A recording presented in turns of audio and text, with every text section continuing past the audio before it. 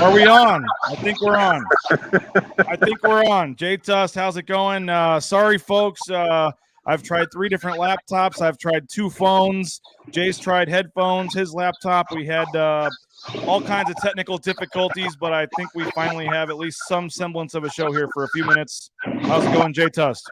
It's good. I feel like I'm somewhat in paradise, especially when I hear what's going on back home in Boise. I'm down visiting the in-laws in Arizona. It's 50 degrees right now, but that's probably double what you guys got on the temperature gauge back home, I'm assuming. Yeah, well, apologize for folks that are waiting. We do have folks that were like wondering if we died in the YouTube chat. No, we're okay. We just had some issues with the again, I don't know what the issue is. I have a $3,000 brand new Mac that decided it didn't want to work this morning. So at any point during this show, it may just die, Jay. And if I disappear, just make fun of me or say whatever you want to say, and then just end the show. I can do that. I can definitely do that. And then just end the show, and we'll call it good because I have no idea what happened. People are looking at our photo saying I need to work on my tan game if I'm going to go head to head with Jay. We got, hope everyone is okay. I really do appreciate you guys. They wanted to start their own show. Probably would be better than this. Rudy wanted to start wondering, folks asking about where the show's at. We really do appreciate the comments, but we're back here. We'll see what happens. We're back. So they're talking about Hamilton in the chat. So let's just get right to it, Jay. Yeah. Coming off the big win against San Diego State, it doesn't get any easier. I was looking at Hamilton's game logs the other day, or before the show, and it doesn't. I think the last 11 games, Jay, the last 11 games, his worst game is 17 points. I mean, it's pretty incredible what Bryce Hamilton is doing, and it's going to be a huge challenge for the Broncos tomorrow night down in Vegas. Yeah, last 11 games, BJ, he's averaging 27 points a game. And again, we're talking in a 40-minute basketball game. If you were to project that on up to like an NBA scale, 48 minutes, he'd be in that like 32, 33 points per game range. So he's been lighting it up, and he's been doing it from distance too. Boise State, they've been so good at defending the perimeter this season, but Hamilton's a different challenge. He's averaging almost 9 threes per game over that 11-game stretch you just mentioned. And man, I would say over the last month and a half, he looks like he might be the best player in the conference. He's not going to win Mountain West Conference Player of the Year, but he's definitely put himself in that discussion, and he's definitely been the best scorer over the last month and a half, I would say, in the league. And it's interesting because one of the comments on here talks about ACOT being back to guard him. And here, let's see if this might make us crash, but let's see if we can hear a quick quote from Leon Rice talking about Bryce Hamilton and having ACOT back to guard him. This was from yesterday before the team left for Las Vegas. First of all, talking about Hamilton, I mean, he's not just in our conference. He's maybe one of the best scorers in the country. I mean, he is a handful. And when you look at a guy like that, there's not many, you look at historically throughout college basketball, the teams I've seen and the great scores, sometimes there's a great scorer and you do an awesome job on him and you can limit his points and he seems to be one of those guys that when he gets it going, it doesn't matter what the opponents are doing. It really doesn't. Run 2 guys at him, like Colorado State did everything they could on that night. There was no stopping him. Ends up with 45. I mean, that. All right. It froze on us. There we go. So we'll see if we can not have the page crash. But Jay, just in general, and I know Will Hall actually asked the question to Leon about Hamilton being left-handed too, and the wrench that throws into it. But what do you make of ACOT being back and how that might help defensively against him? They didn't have him in the first matchup. I mean, E-Man is one of their best defenders. He's a 6'8" guard. He's got length. He can guard anybody in the country pretty much. I mean, he really can at his size. When they didn't have him in the last go-around against UNLV, it forced Abu Kijab to play 38 minutes. And for whatever reason, Leon keeps throwing storybook problems at us whenever he wants to talk about how many more minutes Abu has left, at home. And he always says that keeps it right around 30 minutes per game. When E-Man wasn't in the lineup, they really stretched Abu, and he was playing somewhere between 35 minutes a game in those 4 contests that ACOT missed. And that includes just 24 minutes against Air Force in that blowout win in Colorado Springs. So, I mean, really, if you want to say Abu played like 39 minutes a game when Kijab or when E-Man wasn't in the lineup. I mean, they really had to stretch Abu without E-Man, and he had to guard Bryce Hamilton last time in Boise. So it'll be a huge addition to get E-Man back and I don't know, maybe spell Abu Kigab just a little bit. Now I know the scenarios are all over the place in terms of what has to happen and stuff. Jay, we do have the standings right here. This was from the this was after the Colorado State Wyoming game, so that's why those two teams are highlighted. There were not any games last night, so I don't know why they have Wyoming. Actually, they're basically tied, but they chose to put Colorado State since they won, I guess, in front. But either way, you're a game up now in the loss column on Wyoming, which is kind of the more important thing because if there are unbalanced games like with San Diego State, they go by the loss column.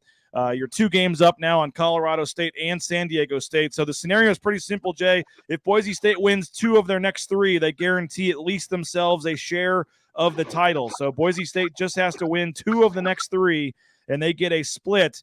Now, if they win tomorrow, that means on Tuesday they could theoretically clinch a share, or they would clinch a share of the title at home on senior night. And I'm told they would do the confetti, cutting down the nets, bring out the trophy, all that cool stuff.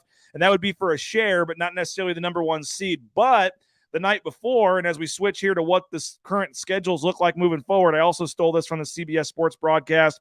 Monday night, Wyoming, Wyoming, I guess, could lose tomorrow to Nevada, theoretically, at home. But then Monday night, they play San Diego State. If Wyoming loses one of those 2 games before Boise State plays on Tuesday against Nevada, they could clinch the number 1 seed and the outright title with a win over Nevada. So if Boise State wins tomorrow, Jay, against UNLV, they have a chance to have a party on Tuesday night at home.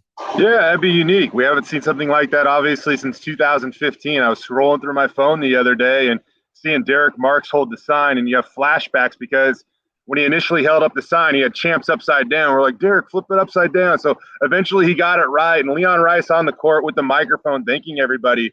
That really was kind of a special moment, and I'm not going to lie, BJ, that does seem like a very long time ago now. And so if Boise State can exercise the late February demons and get a big win this weekend and come back with a chance to clinch a share of the regular season conference title on their home floor, that would be a massive deal for the program. And we should point out too, BJ, like the conference does recognize co-conference champions. And that's what happened in 2015, despite the fact that Boise State even had the tiebreaker over the team. They won both games. They swept them, and then they still let San Diego State cut down the nets. Yeah. In this case, though, I guess it's a good thing because it might give Boise State and Bronco Nation the chance to actually celebrate it at home, cutting down the nets, not necessarily have to wait for whatever happens in Fort Collins, that following Saturday.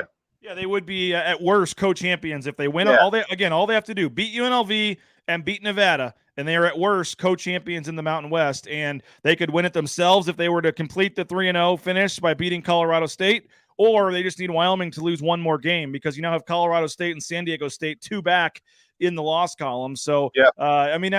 I tried to ask Leon Rice about it yesterday, and again, if I try to bring the video on here, it might make this thing freeze. But he did. He you know how he is, Jay. He just didn't want to get too far ahead. But I said, you think about the day last season ended, 200 and something days ago. The goal the next year is find a way to win the Mountain West. And you think about all summer, all the workouts going into the season. The preseason poll comes out, all these games, and here you are, 3 games away.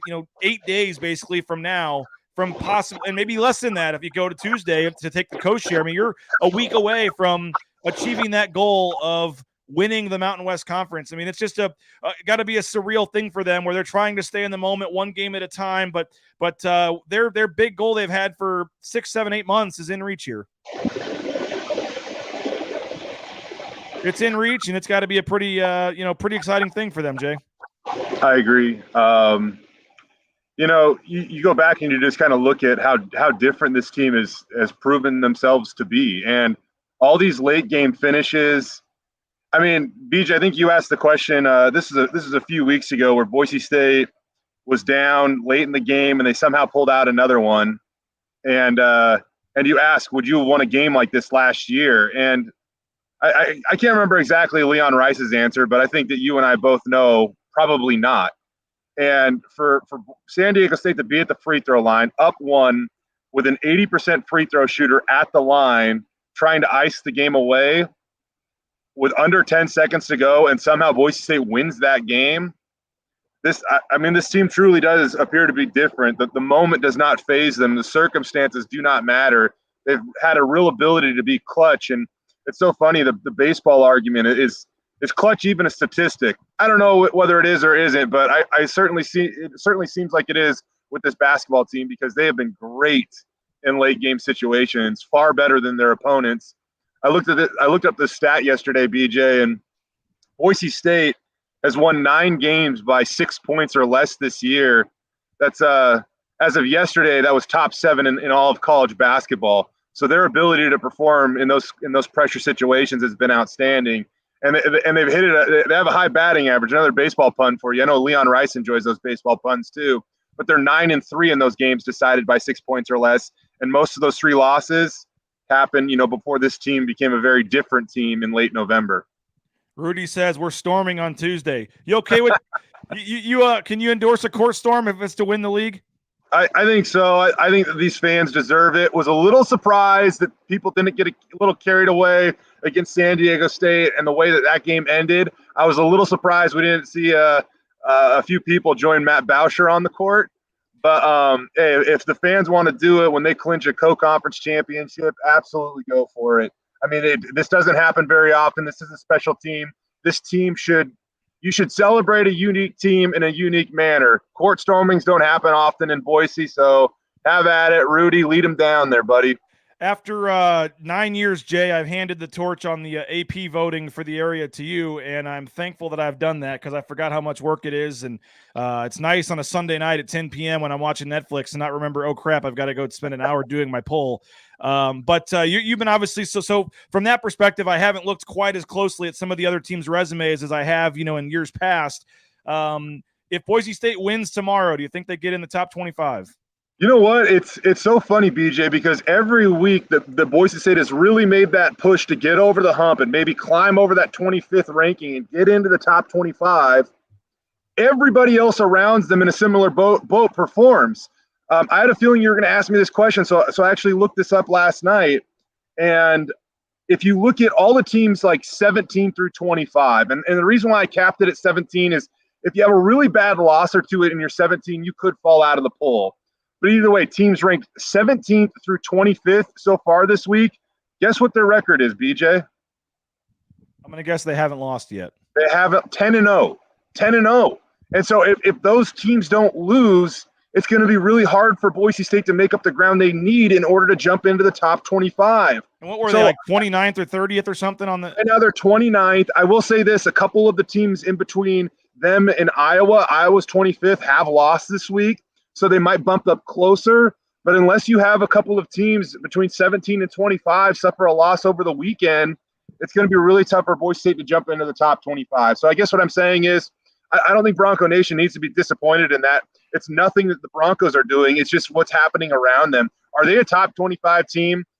I did put them at 25 in my poll this last week, BJ. I do think that they are a quality team. When you look at the metrics, when you look at their efficiency on offense and their ability to play defense, I think they could match up with a lot of teams in the NCAA tournament and be very, very scary. Oh, I'd love to see the current low Joe Lunardi matchup against North Carolina in the 7-10 game. That would be a heck of a matchup down in San Diego. What do you make of the brackets here, Jay? And we're not really talking now. I guess here's my first quick question that I asked Prater yesterday, and I've asked Johnny.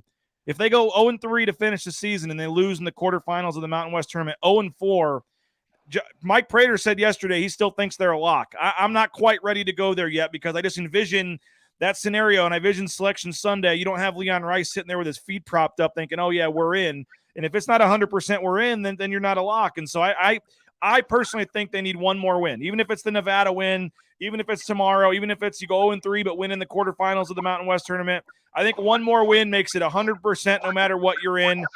Where are you at? I'm probably there with you. I wouldn't go as far as saying they're a lock if they lose out.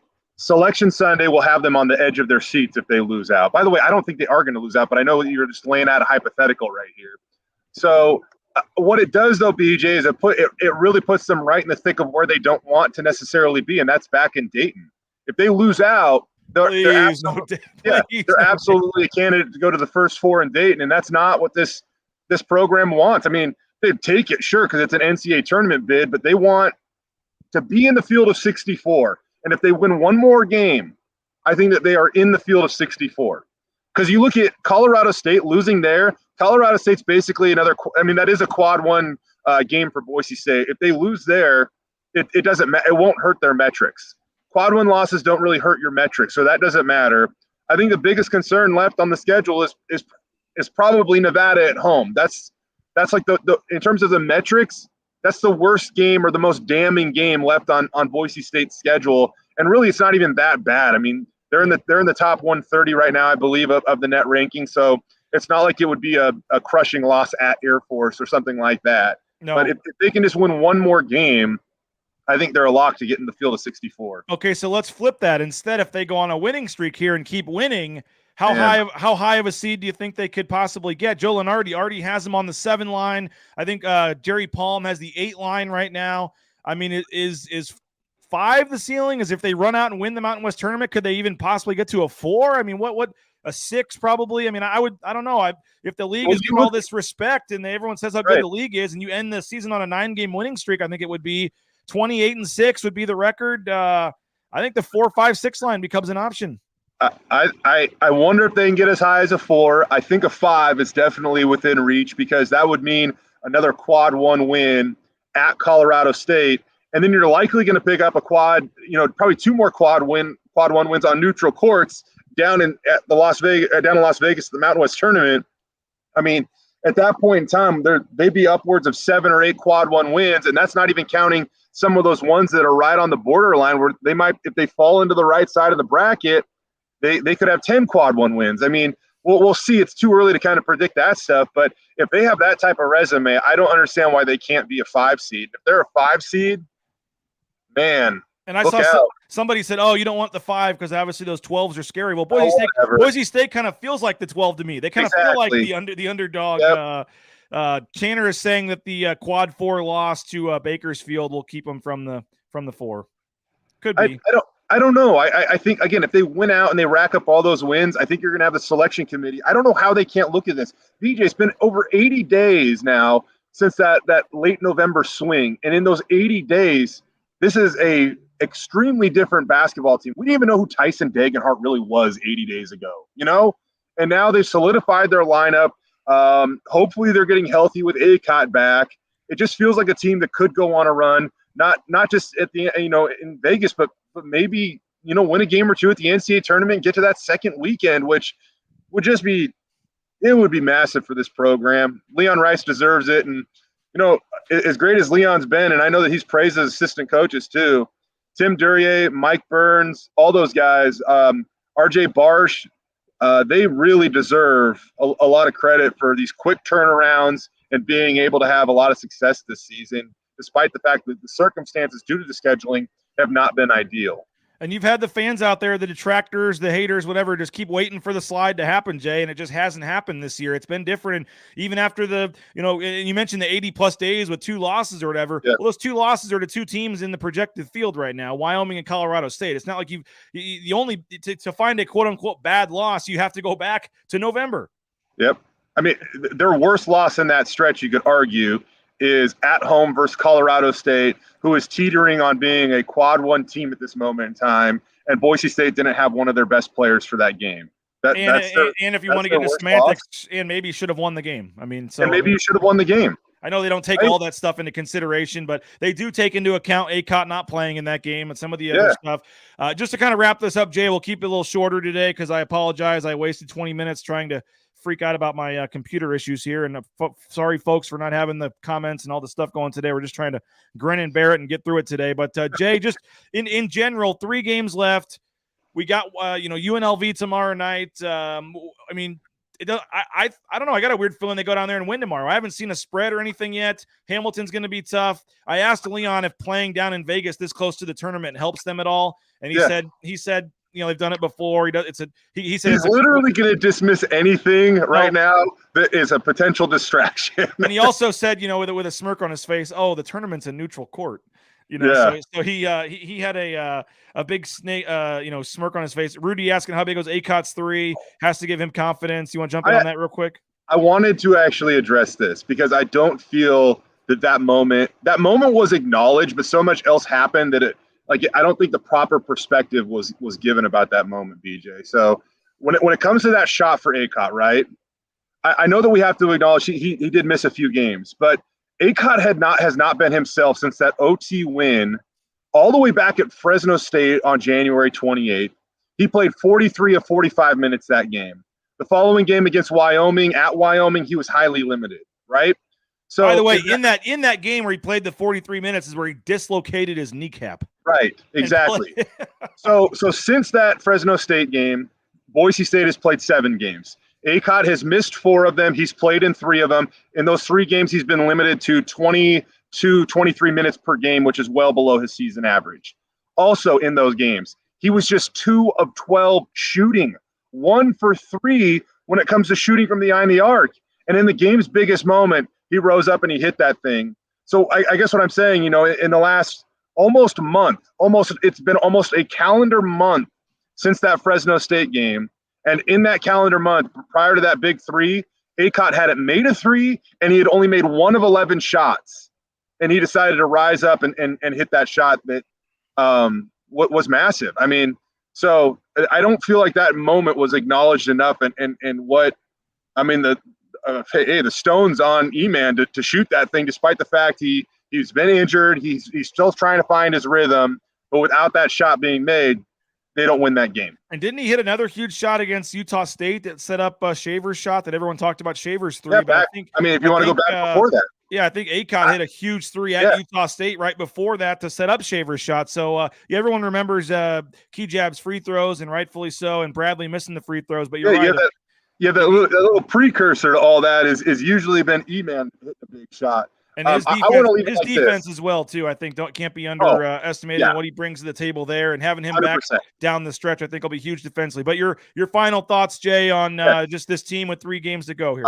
I want to leave it like this. And I certainly hope that the Mountain West starts to get the credit that they're due. You know what I mean? Because I feel like you see national basketball guys starting to really come around on the Mountain West, but it's deservingly so.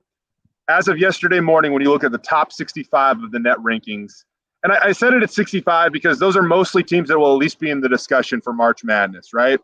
The Mountain West has 6 teams in the top 65 of the net rankings. That's as many as the ACC, 2 more than the A10, 2 more than the Pac-12, 2 more than the WCC, 4 more than like Conference USA, 3 more than the American Athletic Conference, right?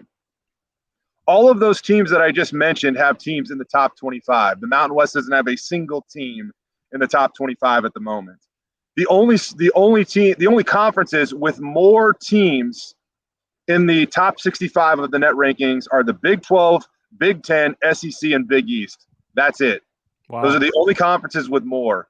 So hopefully the Mountain West really starts to get the credit that they deserve based on all these metrics, and a lot goes into them. And hopefully, as a result of that, Boise State, Colorado State, San Diego State, and Wyoming, come Selection Sunday, are all on the right side of the bubble. Well, it's we're not used to this. Like I said, usually at this time of year, we're looking at the bubble. We're the ones looking at the first 4 out and first 4 in, and maybe not even, maybe we're looking at the NIT brackets by this point the last couple of years. So for to be in this situation where we're not just talking about them getting in, but how high of a seed can they get? How many teams in the Mountain West are getting in? Is it 3 or 4? I mean, this is not conversations we've had around here, Jay, in 5, 6, 7, 8 years. So it's a lot of fun and looking forward to it. Appreciate your time on your vacation there to jump on. I'm going to go back to this oasis. You can't see it. There's a pool back here. Again, hanging out at look at this. As my daughter calls them, Pops and Zuzu's house this week. So I'll be back next week for the stretch run of the season. But for the next couple of days, I'm gonna get my glow on. Well, I'll try to if I get to Vegas early enough tomorrow and head to the pool, I'll try to send my own pick to make even it up. But sorry for the technical issues earlier, Jay. Thanks for hanging on, man. Really appreciate it. Thanks, folks. Sorry we were late. We were not dead. Some of the comments were wondering, but we are here. We appreciate it. Thanks to all of you for watching. And again, we'll be live tomorrow night from Thomas and Mack Center with the preview show around 7:30 or so. So he's Jay Tust. I'm PJ Rains. Thanks for watching.